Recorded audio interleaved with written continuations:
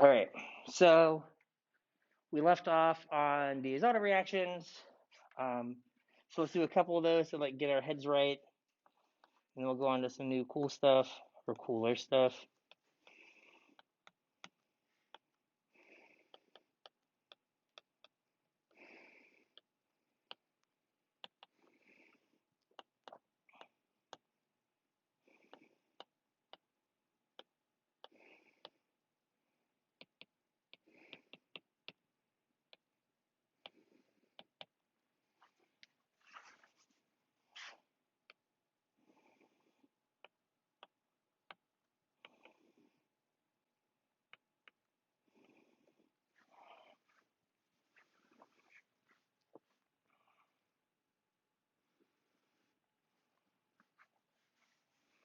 All right, so which carbon is negative in the first one here?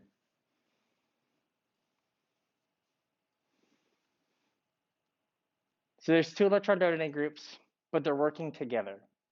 The group on carbon 1 is pushing electrons onto carbon 4.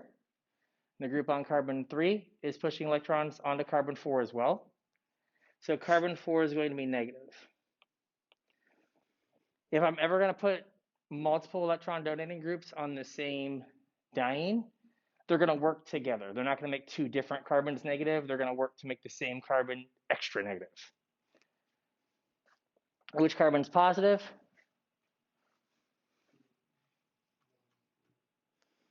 On the positive carbon is carbon 5, right? It's the dienophile, and it's on the opposite side from the electron withdrawing group. So that's going to be carbon 5. So the way it's written up, carbon 4 wants to be bonded to carbon 5, right? Negative carbon wants to be bonded to positive. So it's going to react the way I have it drawn.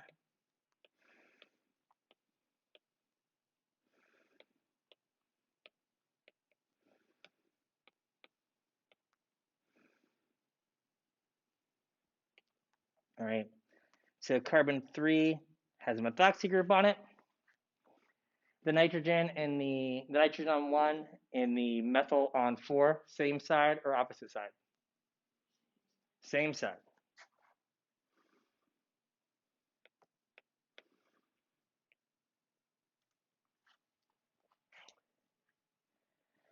The nitro group on 6 and the ethyl group on 5, same side or opposite side? Opposite. So I'm going to make the nitro group up, and I'll make the ethyl group down. Now the two ethyl groups on 5 and 6, they're going to be on the same side. So since the ethyl group on 5 is down, that makes the ethyl group on 6 also have to be down.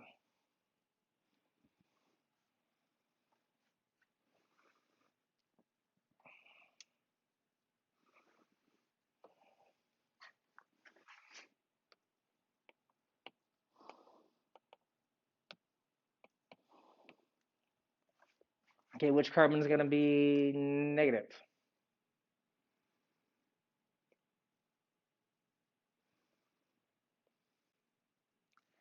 Not 4 in this case. So since the electron donating group is on carbon 2, it can only push its electrons onto carbon 1. So carbon 1 in this case is going to be negative. And then which carbon's positive? 5. So carbon 1 wants to end up being bonded to carbon 5 in this example. So we need to flip over one of the two pieces to have them line up correctly. I'm almost always going to flip over the dienophile just because there's less to draw. It's usually smaller. So if we flip that over, leave the numbers the same, 5 and 6. So now that's how this is going to react, right? The diene is going to react with the dienophile in this conformation. So our product, that's a space.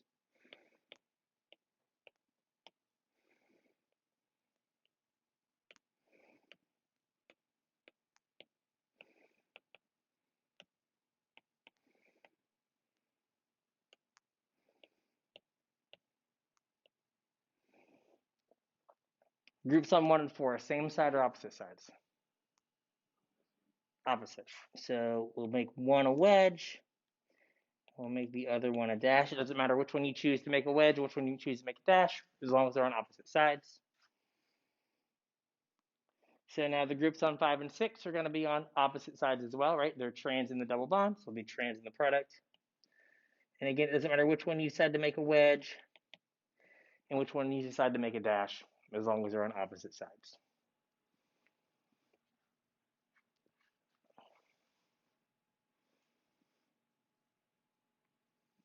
As far as so good?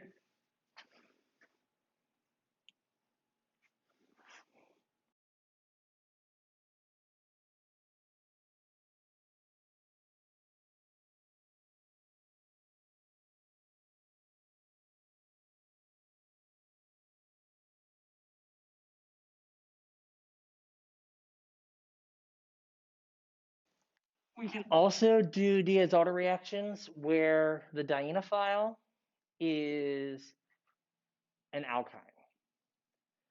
But because there's 2 pi bonds on your alkyne, you can only react with one of those 2 pi bonds. So you're going to have an extra double bond in this product compared to what you would have in a Diels-Alder where the dienophile was just a double bond.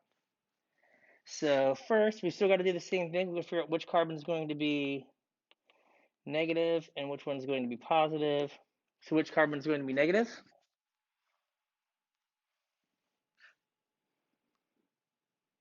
4, right? We've got the donating group pushing on carbon 1, so that makes carbon 4 negative.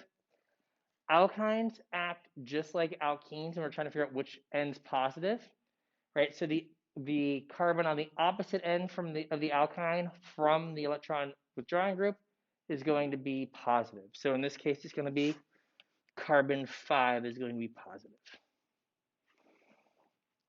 So we're going to make our 6-membered ring. 1, 2, 3, 4, 5, 6. And because we started with an alkyne, we're going to have a double bond between carbon 5 and carbon 6 as well, right? Because we were able to use or react with one of the double bonds from the alkyne, but the other one was still there, right? So it has to show up in the product. What's nice is there's no stereochemistry on carbon 5 and carbon 6 now because they're on a double bond. So you just have to put those groups on the product. So there's an ester on carbon 6. There's a bromine on carbon 5. No wedges or dashes. Super easy. So the methoxy in the methyl group on carbon 1 and carbon 4, same side or opposite sides? The methoxy and the methyl. Same side. So again, we can like wedge and wedge. And then the methoxy and the ethyl are going to be on opposite sides. So there you go.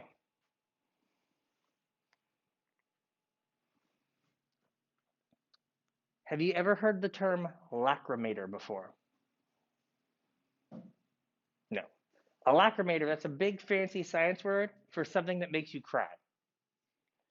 Right? So this compound here is a lacrimator. And I know because I used to make it all the time. And I would know I had my compound when my eyes started to water. I'd be like, excellent. I'm going to be weepy for the next hour. This is good. But I was like, oh, this is my unofficial way of knowing this reaction is done. It's like, open it up to like TLC it and be like, oh, okay, we're good. No bromine on it, perfectly fine. Does not make you cry. Put a bromine on it, you're just like, I have the feels, man. So, fun facts. Okay. Next one. 1, 2, 3, 4, 5, 6. Which carbon is negative? 4, right? The donating group's on 3. It can only push its electrons over to the opposite side of the double bond that it's on. So it's negative. Which carbon is positive? 5. So again, the way I have it drawn, the way it wants to react.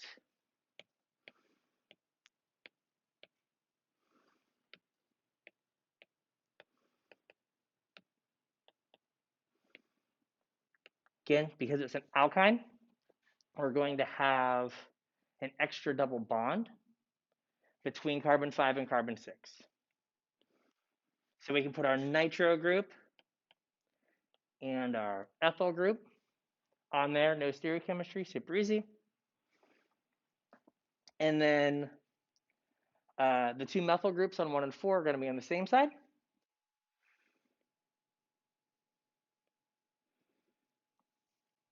And then the methyl group on 4 and the ethyl group on 1 are going to be on opposite sides. So far, so good? Seems reasonable? Excellent.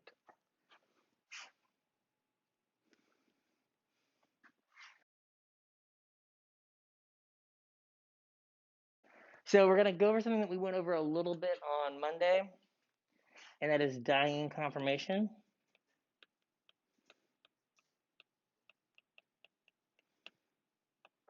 Right? So we already established our two types of diene conformation. We've got the S-cis, and then if you rotate around this bond, we have the S-trans. Right? S-cis just means the two double bonds are on the same side of the single bond. S-trans means they're on opposite sides of that single bond.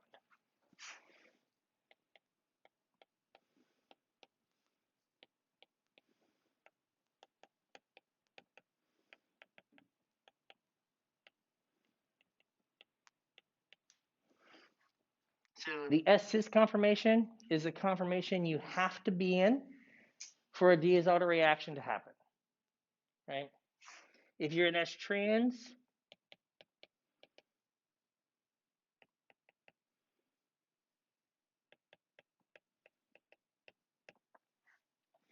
no Diels-Alder reaction is possible. So in like a case like we have here with 1,3-butadiene, every time it bumps into a dienophile and it's in the S-cis conformation, it's going to do a Diels-Alder reaction. But there's some amount of time that it's not in the S-cis conformation, it's in the S-trans conformation. And if it bumps into a dienophile then, it doesn't react, right? So every time it's in the S-trans conformation is a time where it can't do a Diels-Alder reaction, right? So if we were able to make it so it was always in the S-cis conformation, it would always be ready to do the Diels-Alder reaction, right? It would never have any times when it wasn't poised and in the right conformation to do a Diels-Alder reaction. So we're going to talk about how we can lock our diene into the S-cis conformation all the time.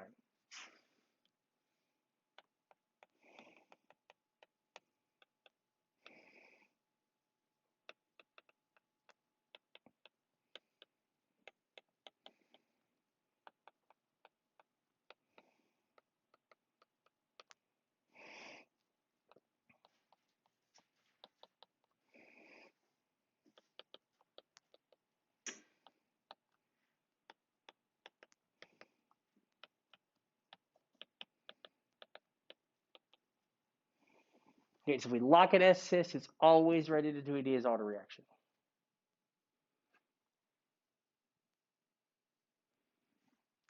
So how can we do that? The easiest way that we do this is we actually will put the diene in a ring.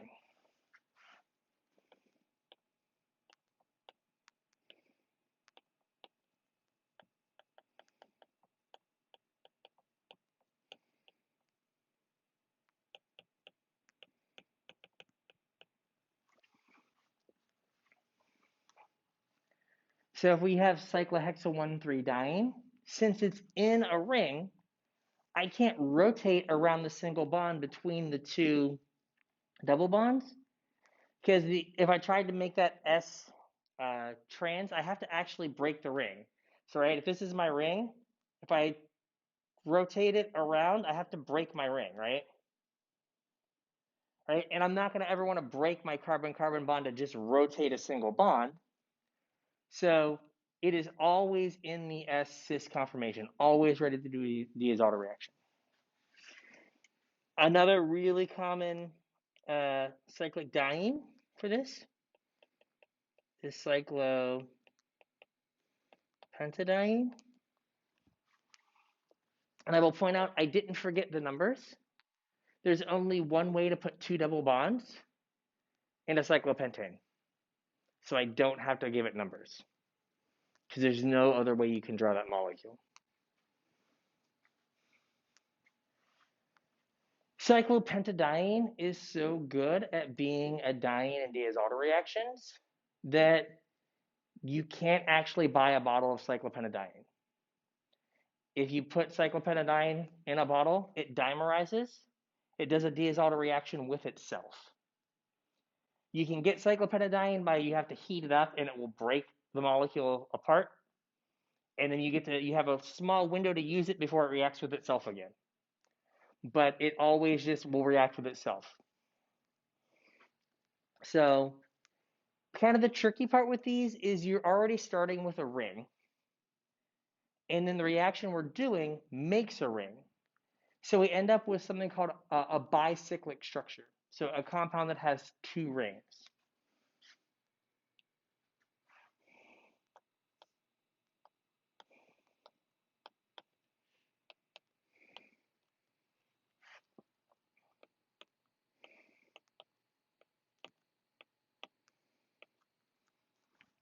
So that's your product of this.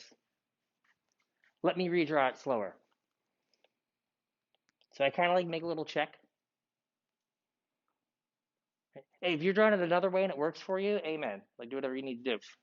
Right? Then I like to draw a vertical line here. And then the next line, I put a little break in it to kind of give it some depth, right? Because like that bond that's in front and the bond that goes behind it, right? That front bond kind of blocks that back bond. So I put a little break in there to kind of indicate that that front bond is in front of the bond with the break in it, right? Like if I hold up my arms, you can't see the part of my arm covered by my vertical arm. So then I will like cap that off, right? And then there we go. Here's my double bond. So 1, 2, 3, 4. 1, 2, 3, 4. 5, 6, 5, 6. And then these carbons here, these are the carbons that make that bridge, that go from one side to the other.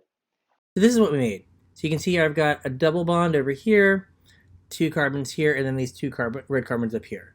The double bond, that's carbon 2 and 3 from your diene. The carbons over here on this side of the bicyclic structure, these are the carbons that come from your dienophile. And then these red carbons across the top, these are the two carbons that are joining your dienes together in the cyclohexadiene. Right? So when you draw it, right, if you draw it out like we just did,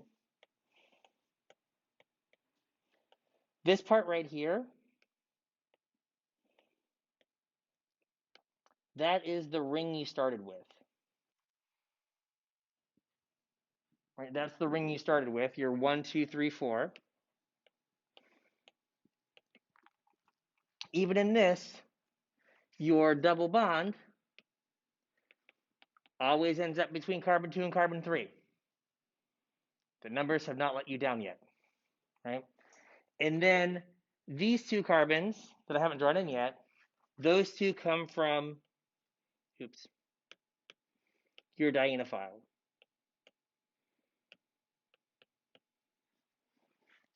All right. Now, 99.9% of the time, I'm going to draw them like this. There's another way that you can draw this product that some people like. They think that it helps them see it easier. So the way I've been drawing these, we're kind of looking at it like this. where this group's pointing out at us, this group that you can kind of see is pointing away from us, right? The other way you can draw it is basically if you take it and from this perspective you tip it. So now you're looking straight at this bridge pointing at you. So you've got that six-membered ring that you just made laid out, and you've got these two carbons pointing out at you.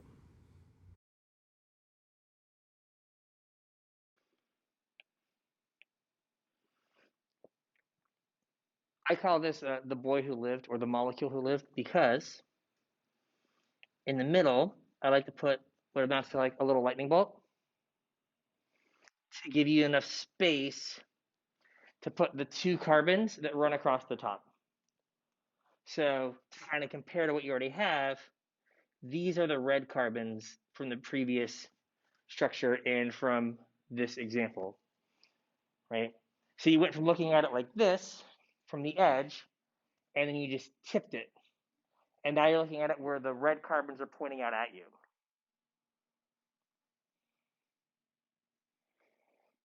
You can draw it, right, where you don't do the little lightning bolt action. Oops, where you just try to fit the bond in, but you don't have as much space, so that's why I kind of do the little lightning bolt thing.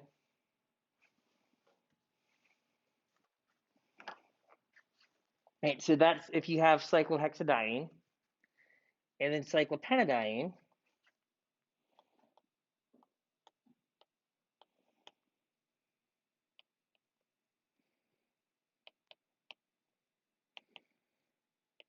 Right, it's the same thing except for you have one less carbon in that bridge. So now it just comes up and down.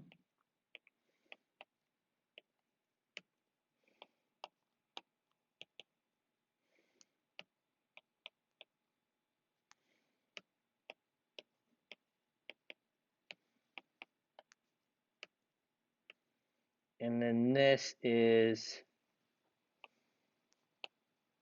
those carbons there. So this is what we made this time. We've got our double bond here. These are the carbons 2 and 3, double bonds from the diene. We've got the carbons over here. These are the two carbons from our dienophile. And now we only have one carbon bridging across. And this is that one carbon between the diene and the cyclopentadiene. The way that we draw them normally is kind of looking at them straight on with this group pointing out at us and then this group back here back. But we can also kind of tip it where now you have the six-membered ring that you made laid out and you just have this one red carbon sticking out towards you. And that's gonna look like this.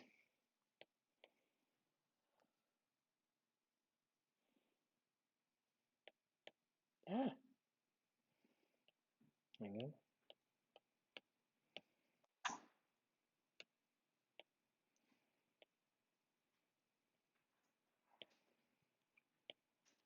Or these are going to be very bad wedges. Right? Where they're going to be a wedge and they're going to be pointing at you. So you're looking at it so that red carbon is pointing directly at you, as opposed to looking at it from the front like this. You just tipped it down.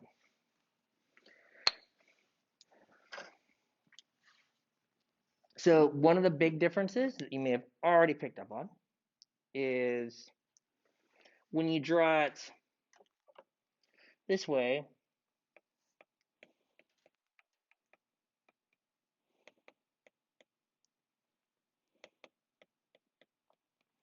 we don't need any wedges or dashes when we draw them this way because we're drawing them kind of three-dimensionally. So you're able to see which groups are up and which groups are down by how they're oriented on the structure. Where when you draw it this way, you need wedges and dashes.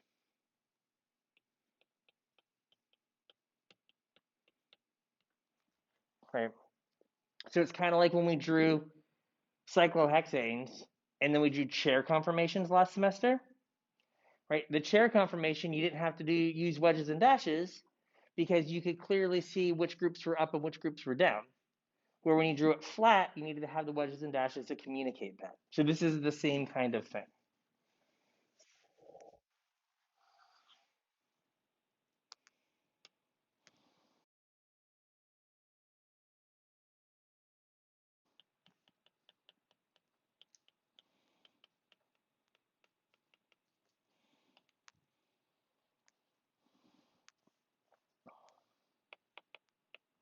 So there are two possible products when you do a Diels-Alder reaction with a cyclic diene and a dienophile that has an electron withdrawing group. All right. I'm going to draw them underneath so there's space. Right. There's the product where your electron withdrawing group is effectively axial, right? It's straight down. This product is called endo. And there's the product where your electron withdrawing group is effectively equatorial, and that's called exo. So So you can think about endo and exo as if the bicyclic structure here makes like a roof, right? And your endo molecule, this red, or your endo group, this red ball, is under the roof. It's under the roof in the house, if you will. And then you've got this white group that's sticking out away from the roof. It's outside the roof. And so the endo is inside the roof. The exo is this white one that is outside the roof. right, if it's raining, would you rather be inside, under the roof, or outside? Inside, hopefully, right? So for molecules, the electron withdrawing group always wants to be under the roof. It always wants to be inside. So we're only make endo products. So there are times where the exo product can happen, but the vast majority of the time, we're only going to have endo products. So here in Organic 2, we only make endo products. So technically, right, endo doesn't just mean the one that's under the roof, right? The definition is endo, place the electron withdrawing group closer to the more unsaturated bridge, or like side of the ring. And exo, place the electron withdrawing group closer to the less unsaturated bridge. So what that means is, we're talking about bridge is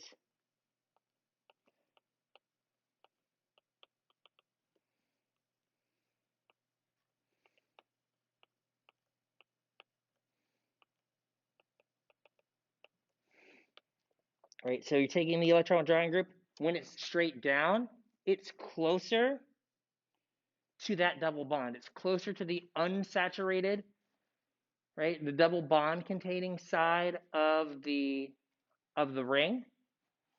When you're exo, you're up here and you're closer to the less unsaturated, so the one that has less double bonds. Your electron withdrawing group always wants to be closer to the double bond, so you always put it down.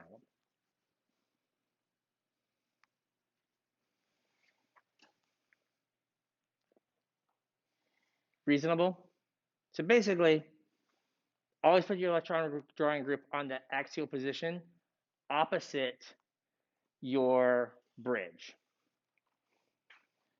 Now I know what you're going to ask. How does this look if I draw it in the other way? Right. So apparently it looks green.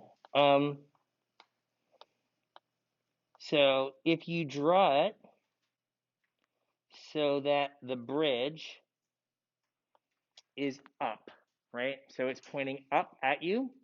That means your electron withdrawing group has to be down. It has to be on the opposite side. This is endo.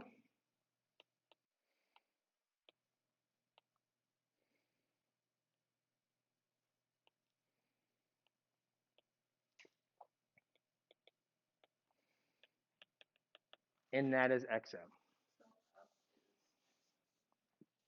Yeah, so if it's on the same side as the group kind of going across your ring, it's XO. If it's on opposite sides, it's endo.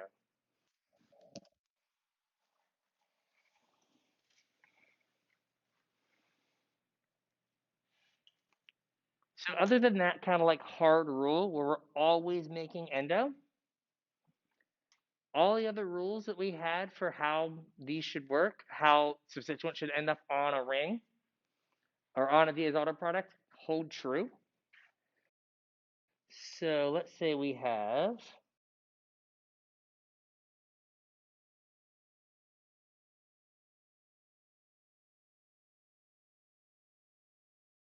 all right, so 1, 2, 3, 4, 5, 6. We're going to make our structure.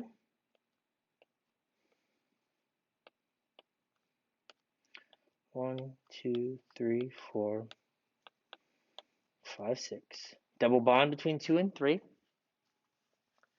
Because we always make the endo product, we know that the ester has to be straight down off of carbon 6, right? So it is straight down. Now, the group on carbon 5 to be on the opposite side needs to be that like up in equatorial orientation. Don't draw it straight up, right? Carbons, like you're still being like confined to being tetrahedral, right? So you can't just be like straight up and straight down. So it's at that up angle. So like I said, it's very similar to like when you had a chair, right? You were like, you know, the axial group is straight up, the equatorial group is kind of down and over. And when axial was straight down, equatorial was kind of at an angle, up and at an angle. It's the same thing here. When they're on the same side, right, like in this next example, they're both going to be straight down.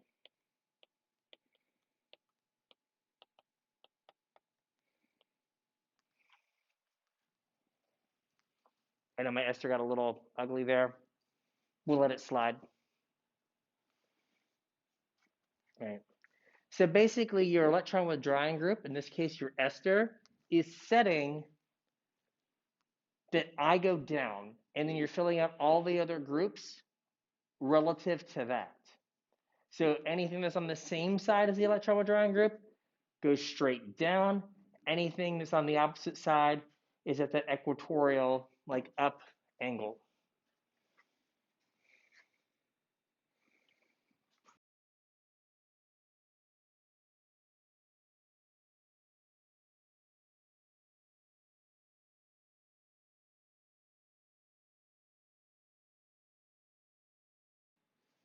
So again, we've got to do all the same stuff we were doing before, right? So we've got to figure out which carbon is going to be negative and which one is going to be positive.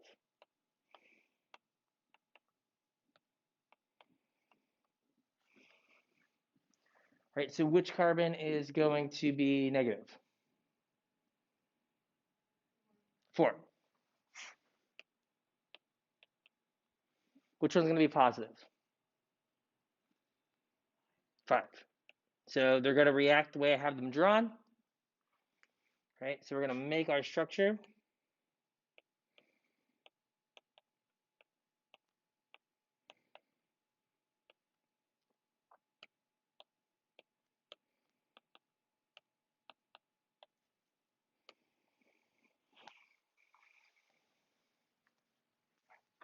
Now we're going to have the ketone on carbon 6. We know it has to go straight down, right?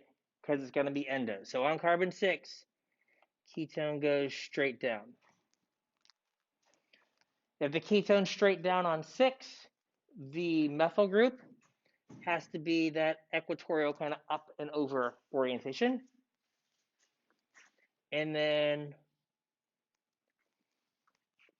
our methyl group on carbon 5 is going to be the same way. Now, when you look at our little model here, you'll notice the groups that are on carbon 1 and carbon 4 are pointing kind of straight back and straight forward. So if you look, there's this group's pointing straight out at you. The other group is pointing straight back. Basically, the molecule's kind of on a spit. There's no room for anything to go in the middle. So anything on carbon 1 and carbon 4, you just have to draw in such a way that it indicates that it's sticking straight out and straight back. So just something like this is that you can kind of see that the methyl group's coming out of the structure and the nitrogen is going back.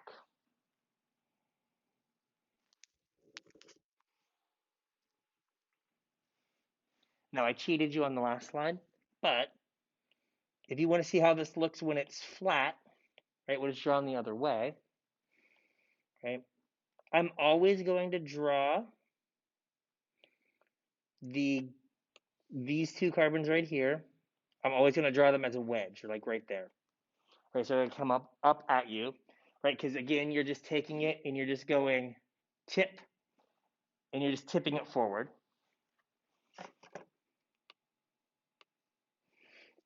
So this means that the nitrogen and the methyl group are on dashes. The ketone is on a dash, and then the two methyl groups are on a wedge. So there's a lot more you kind of have to do and not mess up if you draw them this way. You have to make sure all your wedges and dashes are right and all that stuff. So I think it's easier to draw it the other way, even though like it's not maybe intuitive at first. I think it's easier and you like run the risk of getting less wrong if you do it this way. If you do it this way up here.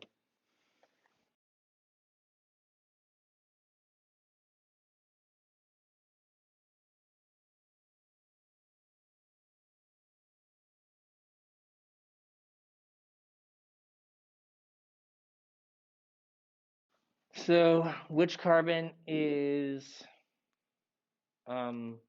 negative? 4. Right? Donating group on 1 pushes electrons to carbon 4.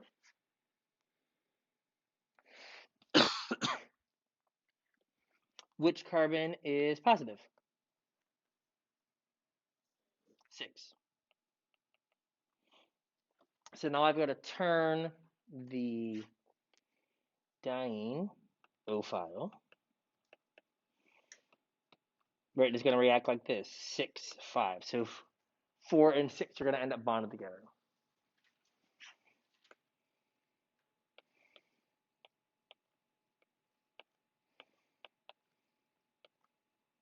Gotta make that bigger so I have more space.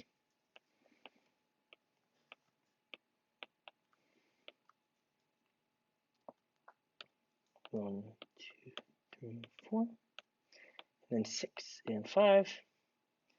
So we know, again, that we have to make the endo product. So we know that nitro group on carbon 5 needs to be straight down.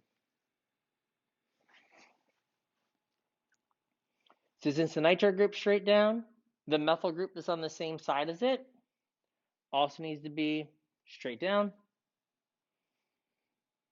A little bit longer here. And then my ethyl group needs to be at that equatorial kind of up angle. The group on carbon 1 has to be pointing away from us, right? So we need to have it coming straight back off of our structure. And then carbon 3, there's no stereochemistry, right? So it just needs to be coming off of that double bond, right? So like carbon 3, that's just kind of this like straight down, like just flat part of the molecule. So as long as it's like, you did your best to make it just look like kind of like continued on, it's fine. If you drew it the flat way,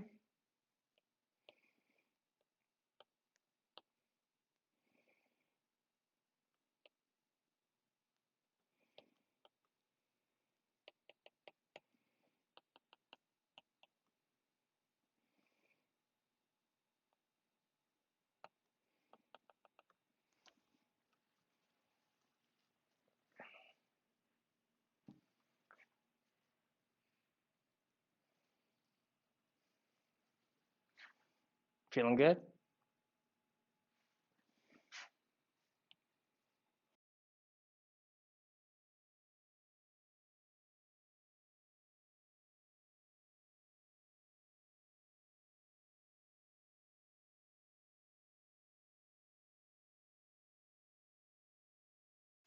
So 4 and 5 are going to be negative.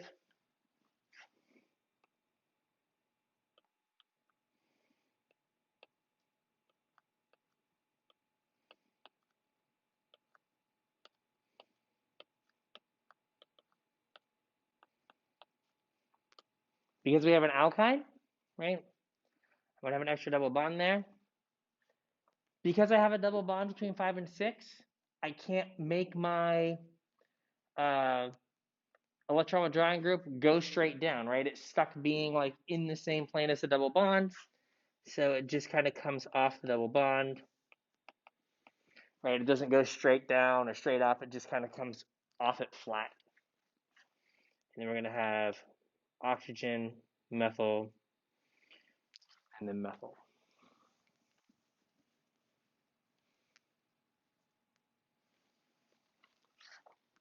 And if this were flat,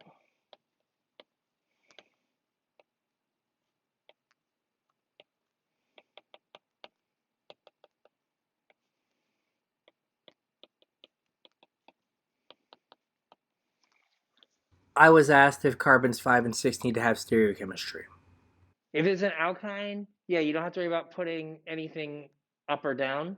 Just like in the examples when it wasn't in a ring, right? Because you're making a double bond, there's no wedges or dashes, there's no up or down, it's just flat. So there's kind of one other variant of this that we need to look at, right? And that is, what if we have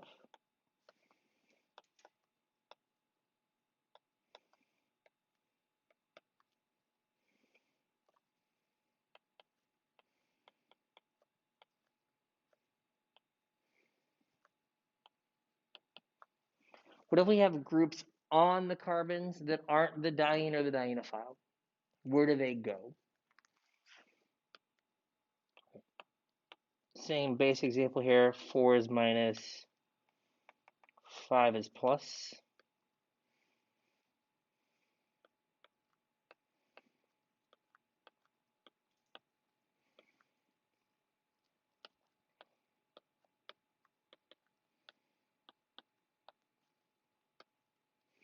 All right, so again, ketone has to be straight down, and methyl group has that kind of up angle. And then we have sulfur going straight back, isopropyl coming straight forward. So what you need to do is you need to figure out the carbon that has this on this like bridge right here. What carbon is it bonded to that you've numbered? So this carbon right here is bonded to carbon 1. So in your product, you need to find the carbon that's bonded to carbon 1, and that's the carbon that's going to get, in this case, the methyl groups.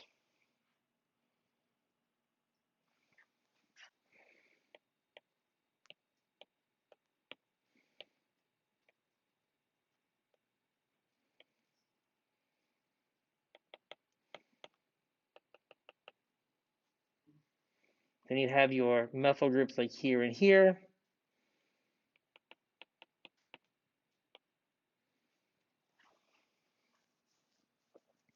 Okay, it's kind of hard to like squeeze them in there. Another selling point for the more three-dimensional structure. You have all the space in the world to stick your methyl groups.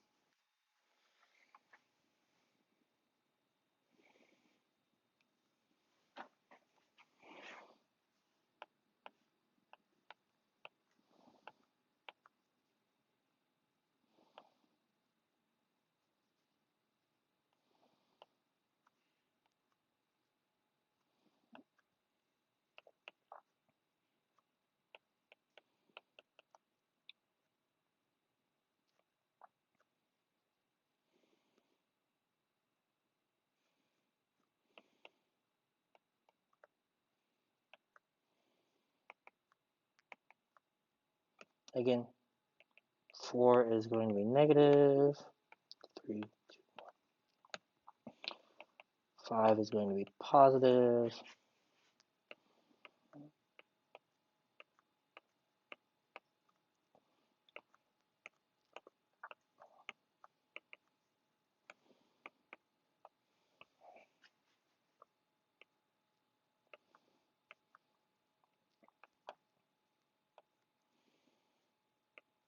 Nitro group is down. This is up. And then our chlorines are going to go the only place they can, right? There's only one carbon that's not accounted for in the 6 carbons that make the new cyclohexene. That's here. Should actually make them chlorines. Chlorine, sulfur with a methyl off of it. There you go. Again, the flat version of that.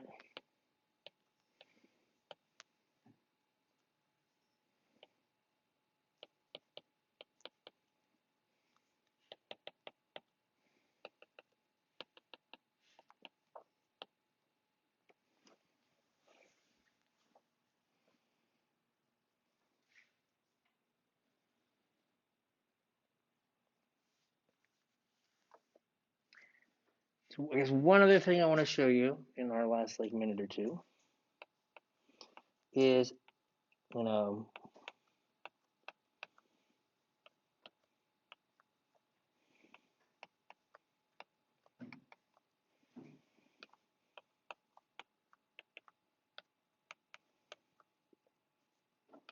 which carbon is negative? 1. Which carbon's positive? 6.